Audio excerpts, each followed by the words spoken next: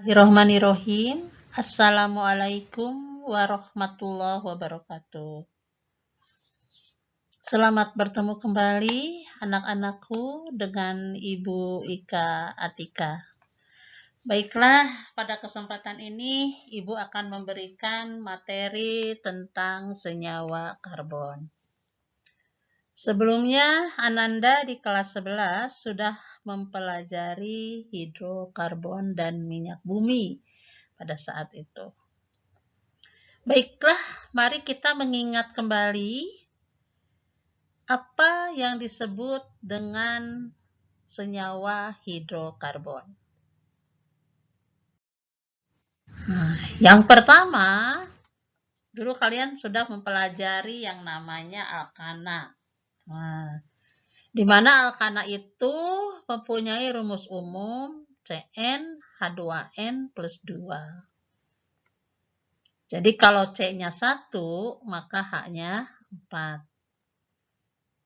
Sifat fisis dari alkana yaitu nonpolar, titik didihnya rendah, tidak larut dalam air. Kemudian sifat kimianya bisa membentuk reaksi halogenasi melalui mekanisme radikal bebas dan reaksi pembakaran. Apabila alkana dibakar, maka akan menghasilkan karbon dioksida dan air. Contoh, misalnya CH4 plus O2, maka akan menghasilkan CO2 dan H2O. Nah, sekarang bagaimana kalau misalnya alkana kehilangan satu atom H? Apabila alkana kehilangan satu atom H, maka rumus umumnya menjadi air strip. Nah, di mana anak bagian belakang dari alkana itu diganti menjadi il. Misalnya metana, maka akan menjadi metil. Etana, maka akan menjadi etil. Kalau C-nya 3, propana, maka akan menjadi propil. C-nya 6, heksana. Apabila kehilangan satu atom H, maka alkilnya menjadi heksil. Nah, Ananda juga semua sudah mengenal yang namanya alkena. Apa perbedaan alkana dengan alkena? Kalau alkana itu jenuh, tidak mempunyai ikatan rangkap. Sedangkan alkena termasuk senyawa tak jenuh karena dia mempunyai ikatan rangkap 2. Nah, di sini deret homolog alkana di mana akhiran ana itu diganti menjadi ena. Contoh di sini etena. Nah, dia mempunyai ikatan rangkap 2. Kemudian propena juga sama, C-nya 3, dia mempunyai ikatan rangkap 2 di nomor 1. Bagaimana kalau C-nya ada 5? Kemudian ikatan rangkapnya ada di nomor 2. Maka namanya menjadi 2-pentena. Apa sifat fisik dari alkena? Sifat fisik dari alkena, dia nonpolar, titik didihnya rendah, tidak larut dalam air. Sifat kimianya lebih reaktif dari alkana, di mana ikatan rangkapnya menyediakan tempat untuk terjadinya reaksi adisi. Contoh reaksi adisi air, nah di sini ya, atau hidrasi, etana plus air akan menjadi etanol. Itu alkena. Ada satu lagi yang mempunyai ikatan rangkap 3. Namanya alkuna. Rumus umumnya Cn H2n minus 2. Itu ya. Cn H2n minus 2. Itu rumus dari alkuna, di mana mempunyai ikatan rangkap 3. Jadi kalau misalnya C-nya ada 2, asalnya etana, maka kalau punya ikatan rangkap 3 itu menjadi etuna. Nah, sekarang kita masuk ke turunan alkana. Di mana alkana di sini satu atom H itu bisa diganti dengan gugus yang lain. Nah, di sini untuk alkohol. Alkohol itu adalah deret homolog alkana di mana akhiran A diganti dengan ol. Nah, kenapa disebut dengan alkohol? Karena mengandung gugus fungsi hidroksil. Rumus umumnya adalah ROH. Kalau C-nya 1, kalau dalam alkana itu namanya metana, maka untuk alkohol menjadi metanol. C-nya 2 menjadi etanol. Nah, sifat kimia dari alkohol, itu alkohol dapat dibakar, atau disebut dengan reaksi pembakaran. Direaksikan dengan O2, maka menghasilkan CO2 dan H2O. Kemudian reaksi oksidasi, sama di sini ya. Reaksi oksidasi plus O2, di mana kalau alkohol primer dioksidasi, dia akan menghasilkan aldehid.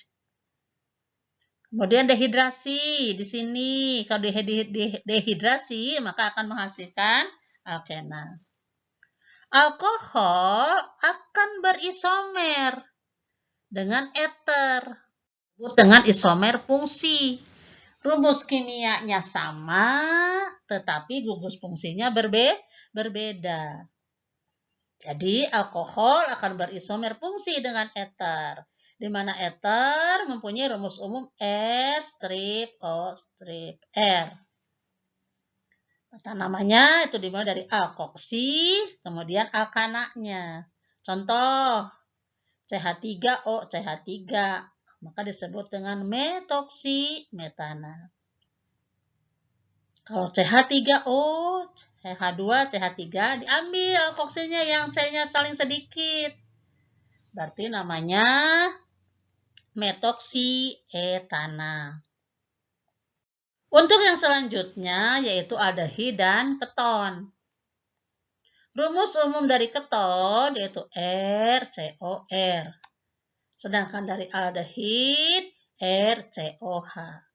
Jadi dua-duanya mengandung gugus karbonil yaitu CO. Aldehid berisomer fungsi dengan keton. Di sini ya. Jadi rumus kimianya sama, tetapi gugus fungsinya berbeda. Contoh di sini. Nah, ini C-nya ada 5. Ya, gugus fungsi karbonilnya itu ada di nomor 3. Maka diberi nama 3 pentanon karena ada 5 C-nya. Nih, di sini untuk aldehid. C-nya ada 2, aldehid atau alkanal. Di mana A dari alkana diberi akhiran al. Jadi namanya adalah etanal. Sifat fisiknya bagaimana? Dia bersifat polar dan larut dalam air. Nah, di sini aldehid bisa dioksidasi.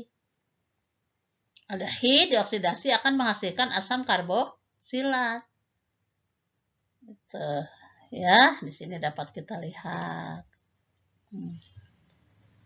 Oke, untuk yang selanjutnya yaitu asam karboksilat. Tadi Ibu sudah menyampaikan sebelumnya bahwa aldehid bisa dioksidasi akan menghasilkan asam karboksilat.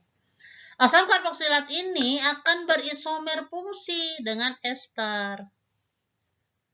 Ya, di sini rumus umum untuk asam karboksilat RCOOH mengandung gugus fungsi COOH atau karboksil. Nah, diawali dengan asam, diikuti deret homolog alkana, di mana akhiran A diganti menjadi OAT. Misalnya kalau C-nya 1, CH3, CH. Maaf, kalau C-nya 2, CH3, COH. Ini asam etanoat ya, begitu. Ini asam etanoat, kalau kalian kenal dengan asam cuka. Dia berisomer fungsi dengan ester. Itu. Nah, di sini sifat-sifat dari asam karboksilat bila direaksikan dengan air, ini akan menghasilkan ion H+, ya. Itu. Asam karboksilat juga bisa bereaksi dengan etilamin. Tadi sudah Ibu sebutkan bahwa isomer fungsi dari asam karboksilat itu adalah ester. Nah, di sini ester bisa dibuat dari asam karboksilat dengan alkohol. Contoh di sini nih, ini adalah ester. Di sini dia sama mempunyai gugus fungsi COO. Nah, namanya di sini batasnya ini COO ya, COO, jadi namanya adalah metil etanoat.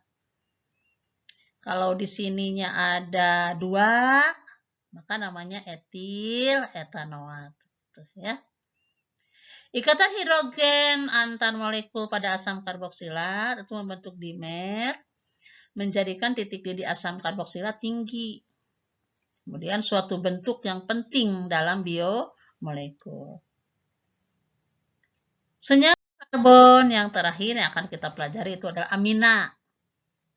Rumus umumnya RNH2, mengandung gugus fungsi NH2 atau amina. Tata nama alkil amina.